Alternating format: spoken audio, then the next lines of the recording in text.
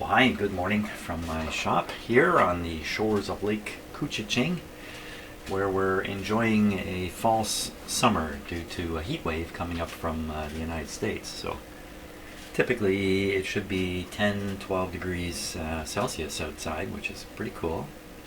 Not cold, but pretty cool. But in fact today it's going to go up to 20-21, which is somewhere around 70 degrees Fahrenheit, which is like a very warm spring day.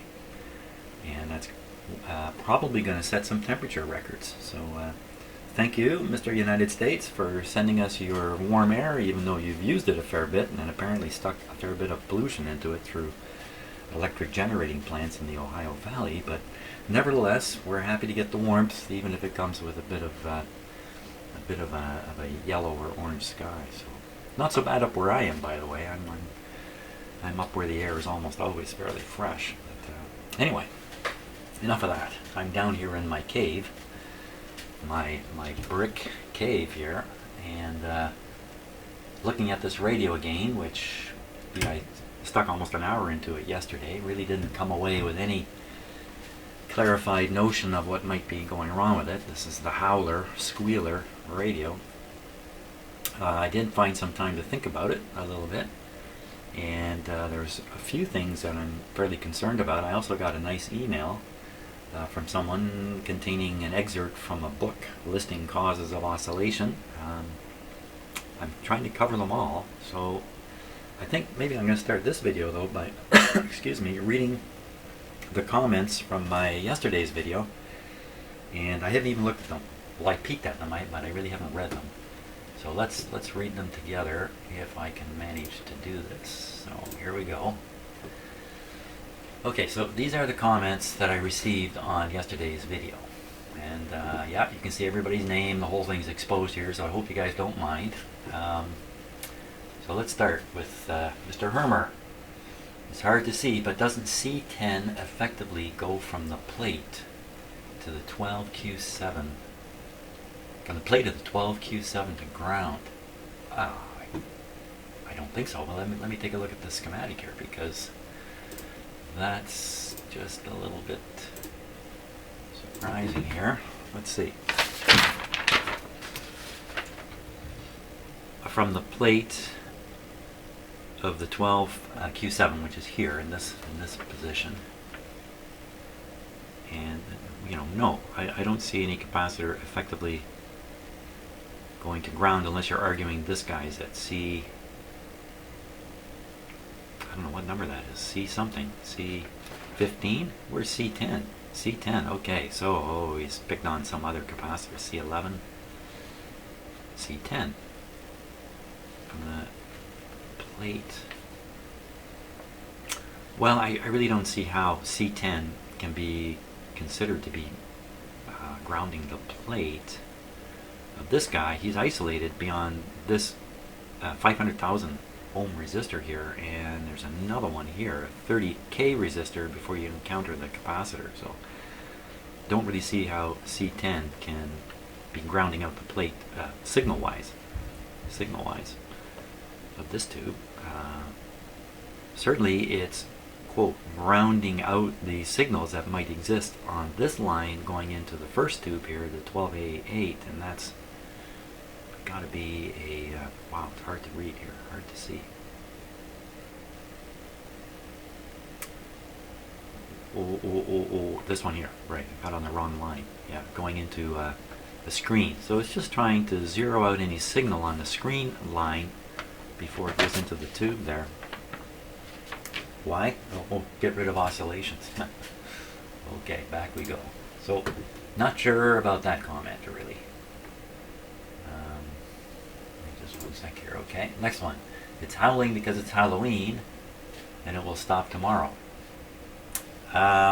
Okay. Why is your prime power so high? 123 volts. I guess you're referring to that meter that's always running now. It says line volts on it. First of all, the meter may not be accurate. We can double check here pretty easily with another meter. And I probably should do that. Just actually, it's a little bit awkward. Now that meter, let me flip back again. So you can see, it's a little awkward on my computer to be flipping back like this, back and forth. So I'm pretty sure the meter you're talking about is that guy right here. Right now it's reading 123 and a half, just about 123 and a half. That's on the secondary side of an isolation transformer. As I understand it, isolation transformers usually come with a little bit of a boost in the no-load open circuit voltage on the secondary side of the transformer in anticipation of the load drawing down the voltage back into the normal range. So in the end, the transformer supplies exactly the same voltage as what it's being fed with. So at this point, the transformer is under no load. Oh, I'll take that back.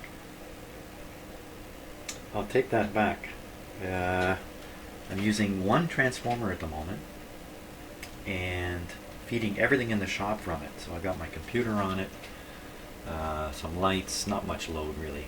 Just the computer would be the main load.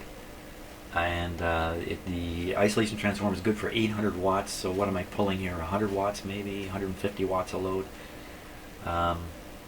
So that's the story. That's why I think it's a little bit high. Combination of maybe meters being a little too sensitive, and the other side of the isolation transformer. It doesn't matter. I don't think so offhand. Keep an eye on it though as we go.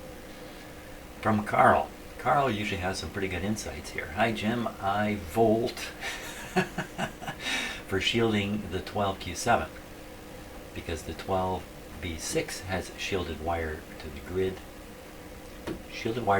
and the diode circuit, and this tells me this tube is very sensitive when the right tube is used.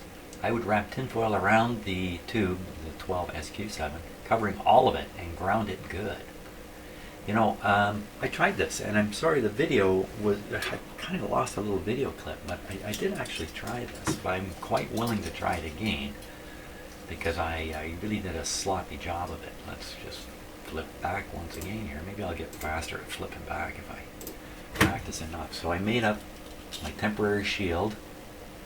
It's kind of just junk tin that I had. Actually, it's painted on one side, painted black on one side. And I kind of slipped those around the tube. And then I used a clip lead to clip one of them. Anyway, I tried to clip them both, but I may not make good contact to the chassis. In doing that, I reached the conclusion that this was having no bearing on the oscillation. It didn't matter connected, not connected, moving around. It seemed to have no bearing on the oscillation. But the reason I did that was because I'd read somewhere on the internet that when you substitute in the 12SQ7, you must shield it. And there's no shielding on the radios. You can see here, it's just a bare tube. Now these other tubes, they also have no shielding on them. Don't know if that matters, unless it's something internal. I don't think that's internal shielding I'm seeing there. An internally shielded tube often has a coating on the inside of the glass, or ultimately is a metal tube. So we'll try this again. I'll try shielding it. I'll do better. Maybe I will use some tin foil, something I can really get around the tube 100%. And what I'd be looking for is not a cessation in the squealing, but a change in the squealing's nature. And that would give me a hint that what I'm doing is having some effect, and I should pursue it a little bit further. Kind of like those capacitors I was fiddling around with in the last video. Okay, back we go. Now, okay, so J Rush Pixel says, thinking the same thing. And Carl says, my brain was a few electrons short, I meant volt. Well, you know what, you should have left it as volt. I think that's a pretty good joke there. Okay, so Tim says, Jim, a lot of my AA5s use 470 to 500 picofarad cap on the detector AF plate to get rid of any IF that might have gotten through. Okay, so that's coming back to this little mystery capacitor. I think this is what he's referring to.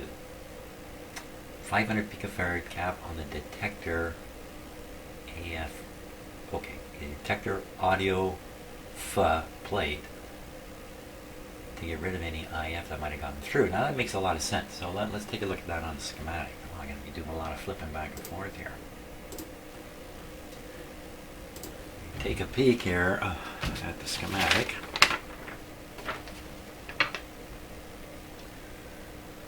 Okay, so that would be a capacitor on the plate of this tube here. I guess he means the triode plate, not the two little diode plates.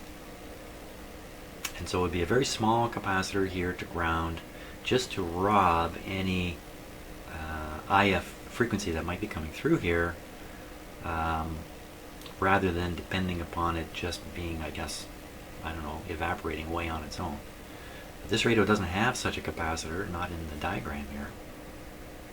So could it be the mystery capacitor here was put in specifically for that purpose? And if you remember when I was doing the little testing, if I include it, the oscillation certainly changed, but it didn't really weaken, it didn't go away.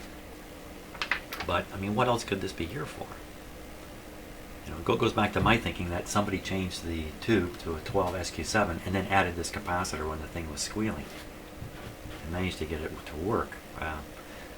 Maybe that was okay with all the old parts in the old parts position, and I've gone and changed them, and now the nature of the oscillation is different enough that just putting this capacitor in is not going to do it. And by the way, Carl mentioned the shielded wire, which I also noticed. You can see all the shielding going on in here.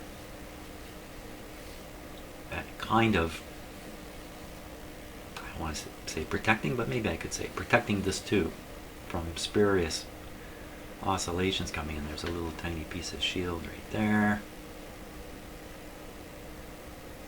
Yeah. Maybe the shielding is buggered up somehow. I wouldn't know why. I haven't touched it. On to the next comment here. Just a sec, here we go. So that's pretty interesting. Could it be that the, let's see, that's a 0.001, that's a fairly large cap in there as opposed to this, which is about half as much. I think this is about half as much, so not a huge change, but interesting. Haha, those are the workmen in your house. I thought I heard workmen on my balcony when I watched your video. Oh, I thought I heard the workmen on my balcony. Well, you know, something similar has happened with my cats. Sometimes my cats meow, and people think it's their cats meowing in their own house, so similar thing. By the way, all that drywall work is done. The room looks great. Boy, I'm glad I hired people to do it instead of trying it myself. That's for sure. Fantastic. They did a fantastic job. So, next. Jim, I like your videos because they show the failures. Yes, nothing purified coming out of my shop. And the successes and how you fix them. Well, you know, it's the journey, and if you're going to do this work, you might be lucky with your first radio, but sooner or later you're going to get into something like this. And you have to view it as a journey that you're going to get through to the other end. Even though you might feel like there's just nowhere to go from here, which is kind of where I'm at right now with this radio. I'm not really sure what to do next. Just keep pressing forward, and your journey will continue. To some degree, it's like a mystery. Was it Colonel Mighty Might Cap in the IF circuit that caused the howling with poor leakage? Or Lady Triode tube with low conductance? So, as usual, and I'm not trying to say this, grandson of Kong has some very clever comments. One of the reasons I don't like reading these comments is many of you who are making them are smarter than me. It's depressing. So, no, that's not true. I don't like to read these comments sometimes because the hints are so strong that I'm no longer the guy doing the troubleshooting, and it kind of spoils my fun at my end. But frustration level is high right now, so I'm happy to read them. And wow, what a whack of people I've got. Mr. Moslack. Jim, you are an intelligent person. Well, thank God for telling me, because I'm certainly having my doubts here. And as such, you tend to overthink a lot of situations you get into. Yes, that's true. Now let's think about this for a minute. Yeah, overthink. Well, I enjoy my own company, in case you haven't figured that one out yet. Yeah, overthink. one of the things that happens to me because of my particular personality type, which is I forgot now, TMJ something, I forgot what it is. TMJ, no, that's your joint in your jaw, isn't it? I can't remember my personality type of the 16 personality types people have, but I am inclined to think hard about stuff. The problem with that is it's paralyzing in going forward because I'm always suspicious that I haven't got the best idea in my hand yet. Not so much in doing this kind of work, but in other elements of life. I keep waiting for the better idea to come along, and I vacillate a lot between ideas. Even right up until the moment I implement, I'm still thinking about what the best way to do it. A good example of that, and I don't want to talk endlessly about myself here, but there is a corollary between working on the radio and working on yourself, and if I use that word right, who knows. Look at my shop. I put part of it together, and the rest of it is just sitting here, a heap of bricks and boards and equipment shoved on it. And the reason that I haven't gone further is because I'm thinking there's better ideas coming, and I better wait for them. I better do things to generate those better ideas, and when they come, seize them. But until then, I'm somewhat paralyzed. So, yes, sirree. Okay. Just one of the pitfalls of being a thoughtful guy. Yeah, I just explained. Well, there's others too. I'm sure I drive people nuts sometimes. Yapping. Occasionally, I think you'll see in some of the videos, I suddenly say, enough spot, let's make something happen. And that's because I'm aware. I'm aware of it. I'm also aware of the fact that I love to talk. And since I'm all alone here in my shop, nobody can control me. So talk. So, now, next one, Dan Floyd. I noticed on the schematic that the majority of the tubes in the front end were metal tubes, while in actuality in the radio they are glass. Really? Shouldn't the ones that are indicated as being metal be shielded? This may help squelch the oscillation. So we're back to the shielding of the tube.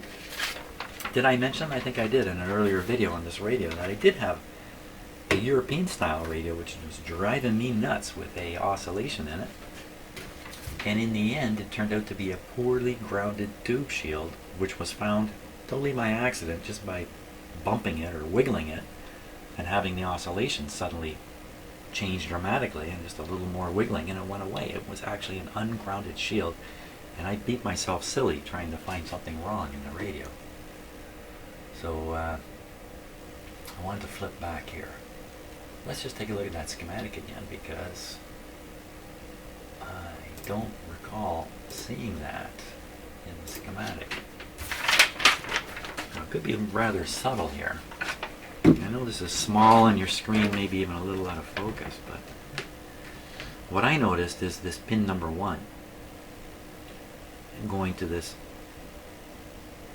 kind of bold circle here, which normally you just think of as the glass envelope on the tube, but this may really be indicating a shield on the tube, and there it is grounded. You see the same thing here, same thing here.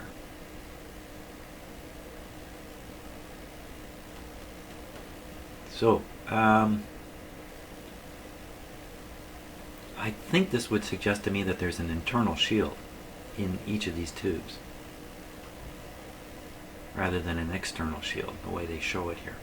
I'll have to look in a tube manual or something, see what pin 1 is on each of these tubes. Now this guy, the output tube doesn't have a similar situation. Of course, the output tube is in a much lower impedance circuit, and it's not likely to be influenced by, tiny little signals floating around like these tubes are so sensitive to.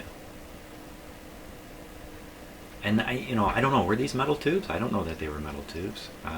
My thinking is, certainly when I first saw the radio, they're all original. Now I know this one's been replaced. If replacing this tube generated the oscillation, then we have to guess what happened was somewhere in the past somebody switched out this tube with a 12Q7, and since then the radio has howled right up until today. That's a little far-fetched. It's just a far-fetched story that somebody would do that and then return the radio and say, well, here you go, I stuck a tube in it, pay me for the tube, but by the way, the radio doesn't work worth a hoot, and it just doesn't really add up. In the worst case, they would pop the old tube back in and return the radio and say, I'm sorry, I can't fix it. So my guess is this radio had this 12Q7 tube popped in it and it worked fine. Finally went on the shelf. Years later came off the shelf into my shop. I buggered around with all the capacitors, and the result is now it's howling. You know, I'm kicking myself in the rear, I really am. My normal process is to go 1 or 2 capacitors at a time, find it on the schematic, analyze what may or may not happen, get some kind of hypothesis, make the change, make the observation, and really kind of get into the sort of the sciencey side of doing this kind of work. Along the way, I learn a lot of stuff. I'm kicking myself in the rear because this is one of the few radios where I shotgunned a whole bunch of capacitors, and now I don't know what to think. I should have just replaced the 2 power supply filter capacitors to knock the hum away. And then whatever other junk was going on in the radio would have become more apparent, and then I could have made, you know, some kind of logical, even if it's incorrect, some kind of logical conclusion about what the best capacitor to change next is, and just be following some sensible path instead of the shotgun thing, which ironically is teaching me the lessons I already know. Yeah. Okay, so I'm going to keep this in mind. And as we go along, I'll have a chance to poke at some of these tubes and just examine pin 1, all that kind of stuff. But I'm certainly reaching, you know, I don't know what else to think right now either than a tube is oscillating because it isn't shielded properly. And now from here, I would buy a pack of 20 highlighter pens. On the back of the schematic, use one color to check off all the caps. Use different colors for differing types, and then make a list on the back so you know what the color is. Then check the cap, highlight it when you know it's perfect. Well, that's going back to the way I usually trudge through this work, capacitor by capacitor. Then do the same for every component, starting with what you think is the troublesome ones, caps, resistors, wire plates, and so on. Save you jumping around circles. Yeah, I am definitely jumping around circles. Also, good housekeeping to do this. You go on, check. Absolutely. Absolutely. I just thought this would be a quickie. How many times have I thought, uh-oh, read more. What happens if I click this? Oh, good. It's just one line. Occasionally, a whole page opens up. So, yeah. I also use elastic bands when removing any desoldered parts. I join the 2 parts together once it's removed. Literally takes 2 seconds. Many times I get sidetracked, or phone or wifey interrupts. Nice to come back and not guess where I took them from. Yeah, you know, I really need to be, obviously, I need to be more careful in doing this. I can use different colors for caps and resistors. They're easy, cheap, and reusable. Well, these are all great ideas, and you know, too bad I didn't do that. And the last thing, 2 things: incapacitated, awesome. Not worried if it blows up 30 years later. Awesome, like me. Okay. Well, of course, I don't want this to actually blow up. I don't think it's going to blow up. I've only had 1 or 2 capacitors blow up in all the years I've been doing this. Both little tiny electrolytic capacitors I put in backwards. And yes, they blew up. Pop. Spewed their guts forth. Okay, so thanks a lot again for all these comments. It seems to me, when I put it all together in my head, what it's saying is, Jimmy, something to do with tube shielding. Why don't we start there today? Let's start there today. So the trick is to shield this tube. Shield it up. Now, what's wrong with my tin shield here? What might be wrong is this might be coated, and therefore when I clip leaded it, I may have done nothing. So I'm going to check that right away.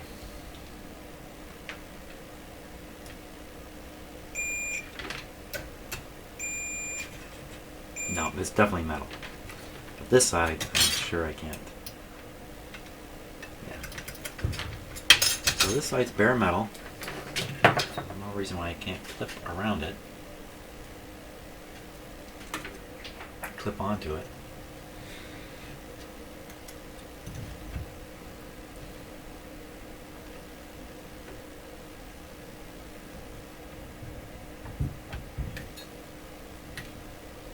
This is the 12SQ7 here.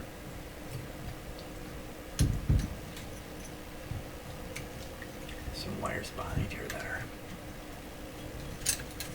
There we go. Now, you know, I would think if there is a effect from shielding, even this much metal is going to show up. We're going to hear quite a change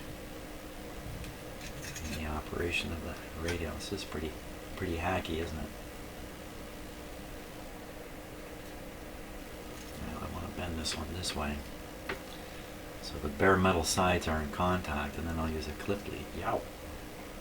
It's like working with razor blades here. I'll use a clip lead to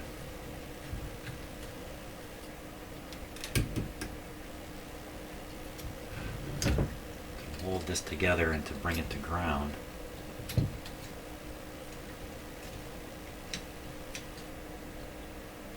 Okay.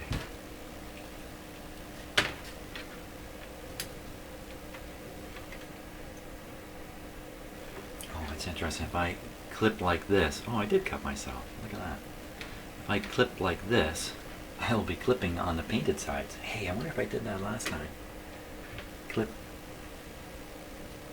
I just gotta. So what I'll do is I'll use two clips. I'll use one clip just to pinch this metal together. I have all these wires hanging around here. Boy, that'll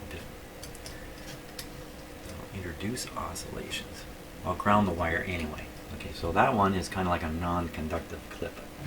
We can think of it that way. This one would be the conductive one that will ground. So the green one will go on the chassis. The yellow one we'll fool with and see what happens. Okay, it's a little hard for me to slide this on and off, but moving it around, clipping it to ground, all that kind of stuff should. Just try to be a little more careful here. I'm bleeding out. Okay.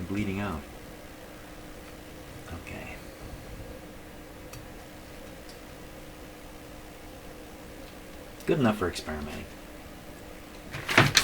I say. Okay, are we ready? I'm knocking it off already. Okay, a little safety check. Everything's clear, nothing funny happening. Here we go.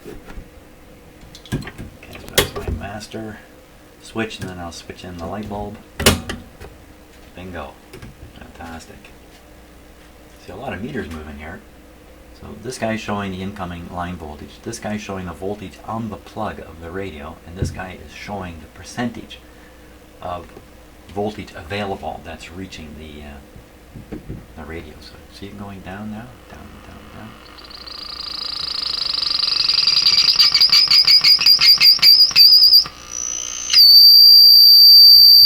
Put my finger here, just to shut it up. And from there, it sounds like a nice radio. The speaker's aimed right at one of the microphones, so maybe you can hear it too. Just has a nice radio sound to it. Okay, so far, I don't think there's been any change. Here we go.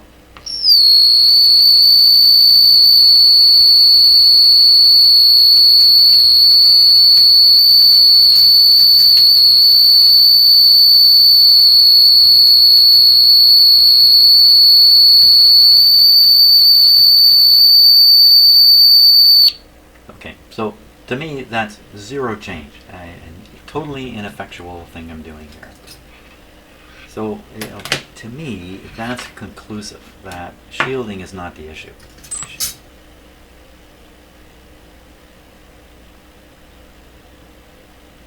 What did I do there? What did I bump into there? I got my finger down here, apparently interfering with the oscillation. And I was moving this, and for a moment I heard a little chirp come out of it. Now it is dragging on the shield here. This is where you get a shock, by the way. I got my finger there, I got my other finger here. That's not the best idea. Well, mystery chirp. Okay, I want to get the shields out of there. Well, we can leave them there right now. They're not doing anything. Tuning the radio seemed to vary the pitch of the oscillation too. Let me just double check that, because that's way out in another ballpark. Let's see. Here we go. Touching the. Oh, I know what I'm doing. I am now becoming the conductor between the grid and the chassis. This is stupid. Don't be stupid, Jimmy. I got 2 fingers going here. This is bad. You know the old electrician thing about keep your free hand in your back pocket. So I'm going to let go of this, and then we will tune the radio.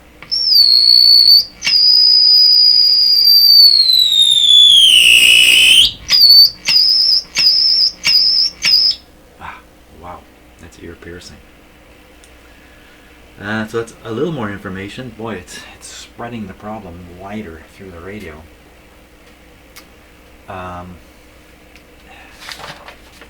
What about the other tubes and their shielding? You know what? I'm not going to give it any serious consideration at this point. I'm going to bank that the other tubes are the original tubes, and their shielding of whatever sort it is all there and working at the moment. I could do a simple thing. I could look and see if those are the same tubes. Okay, let's do that. Power off.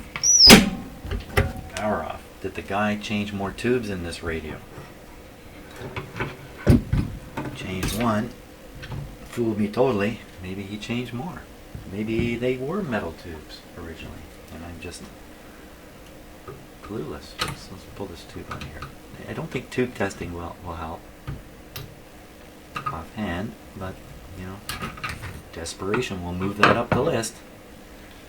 So this is a 12K7 GT, and it should be a 12K7 MT. What's the difference? What's MT, and GT?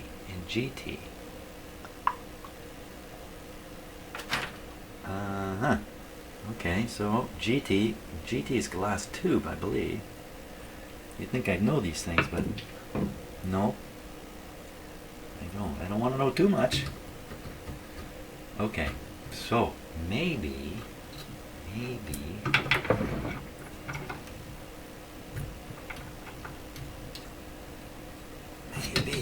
that's the situation now. This tube.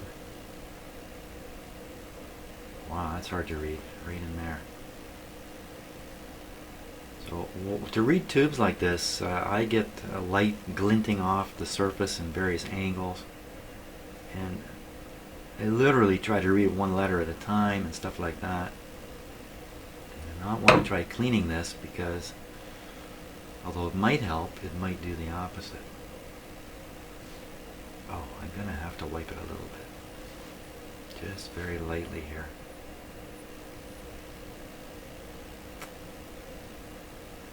I see an 8. I see an A8. Okay, it's supposed to be a 12A8.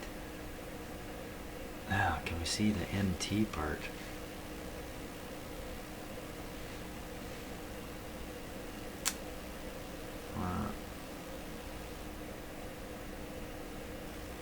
Okay, I think I see. No, that's. I can see 12A8 now.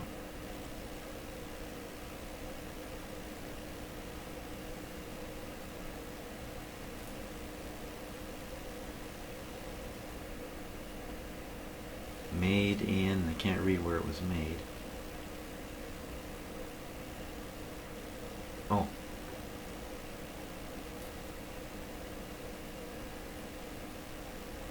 A8.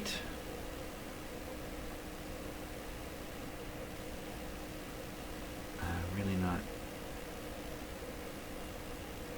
That's all I can see. 12A8.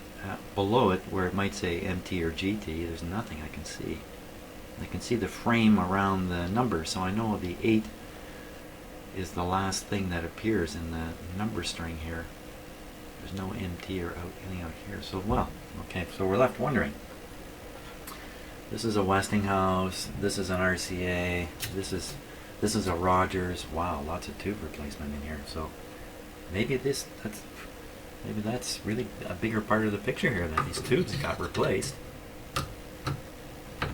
And you know, how do I know that it wasn't the case that after that was done, the thing howled and never ran again? How do I know? I don't know. I don't know.